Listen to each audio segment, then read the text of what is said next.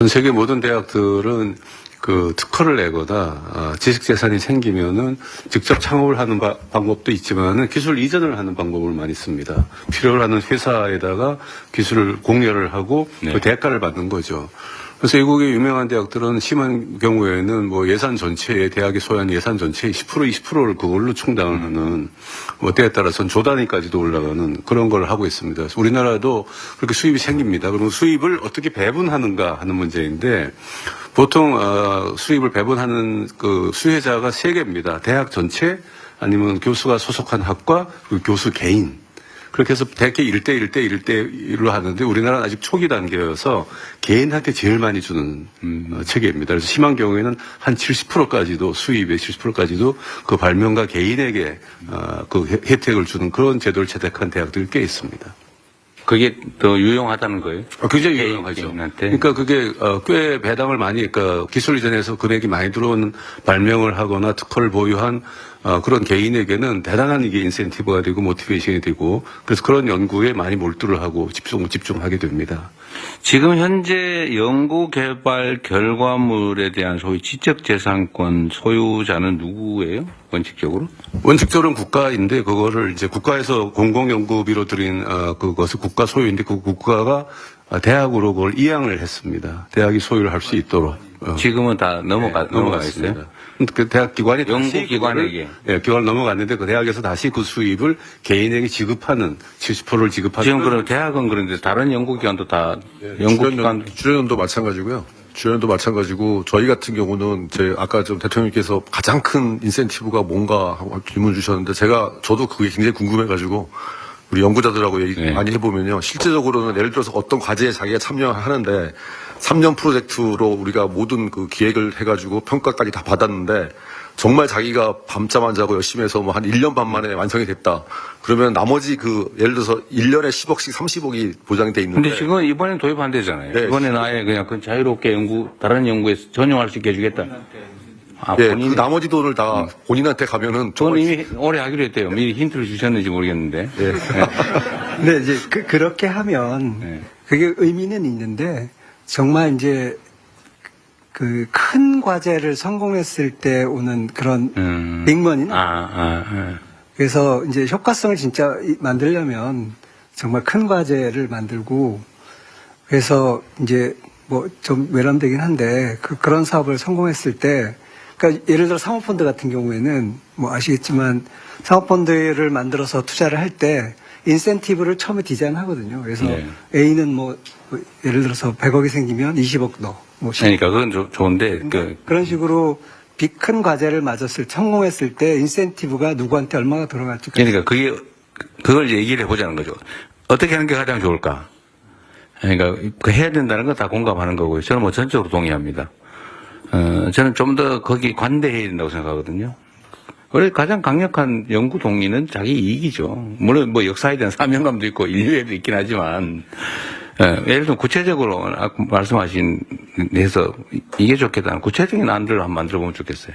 원론적인 얘기야 뭐 우리가 다 동의하니까요. 저도 좀. 네. 일단 기술료라든가 그 소득이 발생했을 때 연구자에게는 절반 정도가 배분이 되기 때문에. 현재? 예. 그렇기 때문에 국가연구개발 사업에서 절반 정도 배분하는 건 다른 나라보다 훨씬 좀 많이 주고 있는 거거든요.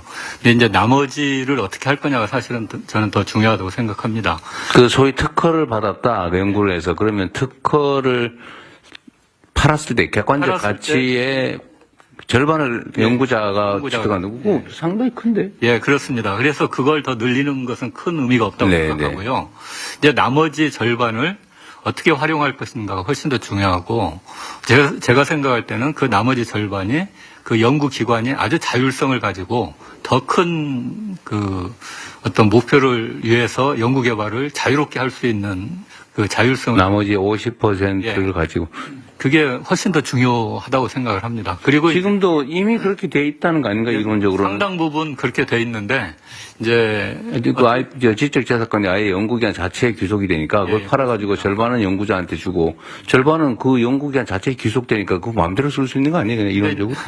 이제 막상 쓰려다 보면 좀 제약이 좀 있는데 이제 어쨌든 누가 잔소리예요? 연구 개발이 일단 되는 것은 또 주변에 많은 분들의 도움이 있어서 되는 부분들이 많이 있지 않습니까? 그래서 어쨌든 그런 부분은 그냥 연구기관의 자율성으로 맡겨놓으면 연구기관 입장에서 가장 좋은 방향으로 가장 효율적인 쪽으로 재생산할 수 있도록 할 수 있을 것 같아요. 그게 제가 얼핏 듣기로는 그 제도적 제약이보다는 기관 내 문제 같아 보이는데요. 각 연구기관 내 문제 아니고. 그 정부에서 그 통제하거나 뭐 제약을 가지는 않는 거 아니에요? 예, 저희들의 가이드라인은 그것을 인건비로 쓴다든지 경상경비로 쓰는 경우는 좀 통제를 하고 있습니다. 이 가이드라인을 없애달라 그 말인 거예요? 아니 뭐 솔직하게 크게 보면 그렇습니다. 그러니까 자율적으로 하게 해달라. 예.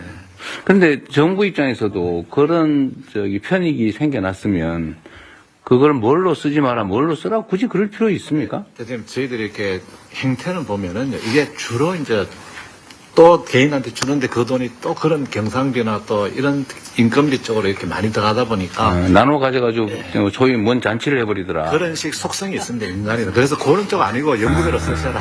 연구하는 데 써라. 연구하는 데 근데 쓰는 거는 아니, 솔직히 얘기하자니까 백 교수님 그러니까 예를 들어 이거는 그런 통제 제약조차도 자율에 맡겨라. 그러니까 이제 그런 게 있습니다. 근데 그게 막 엄청난 동인이 될까요?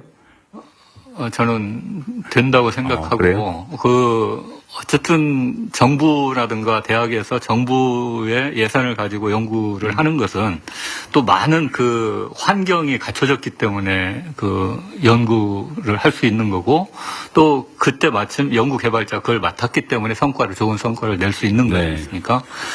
그러면 그 환경을 만들어줬던 그 주변 분들도 경우에 따라서는 인센티브를 같이 줄 수도 있어야 된다고 생각을 합니다. 네.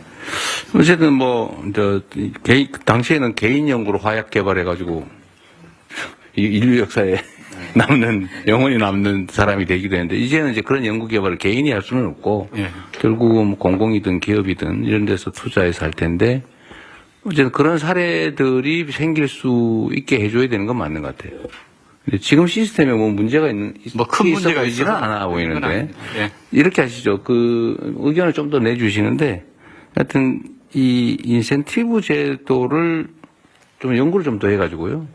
뭐 다른 나라 사례도 있을 거고 아니면 아이디어도 있을 거고 사실은 이거는 현장에 있는 연구원들 스스로가 제일 잘 알죠. 내가 뭘 해주면 진짜 내 인생을 바쳐서 내 영혼을 바쳐서 한번 해보겠는데 라고 하는 건 한번 여러분들도 좀 연구해 주시고요. 우리 정부 측에서도 하시고 하여튼 아이디어를 다음에 한번 모아가지고 다시 한번 하든지 보고를 한번 해 주시기 바랍니다.